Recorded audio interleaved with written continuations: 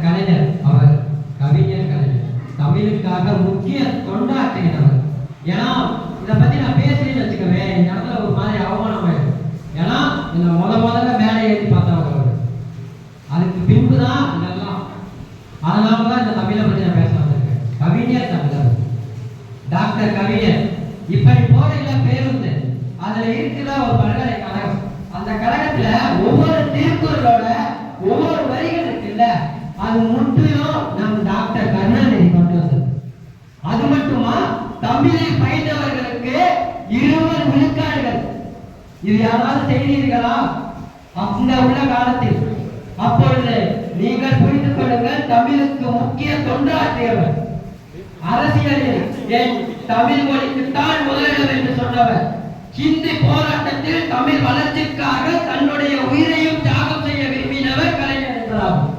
அந்த காலங்களில் அப்பொழுது சிறு வயதிலேயே தன் தமிழ் பண்பாட்டை கையில் எடுத்து ஓடியவர் அன்றைய கருணாநிதி தான்.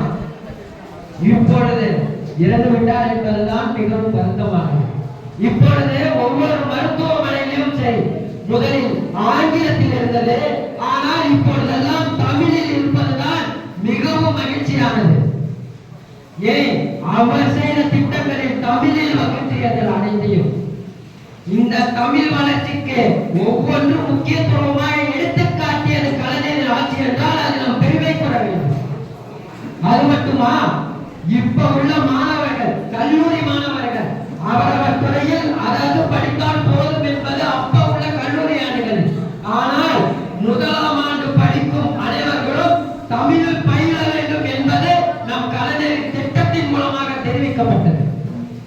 இது போலதான் பள்ளியிலும் அனைவரும் ஆங்கிலத்தில் பயிலும் போது, இந்தியில் பயிலும் பொழுது அனைத்திலும் தமிழும் பயில வேண்டும் என்பதற்காகத்தான் மொத்த இடங்களிலும் தமிழும் ஆங்கிலமும் சமமாக கொடுக்கப்பட்டது.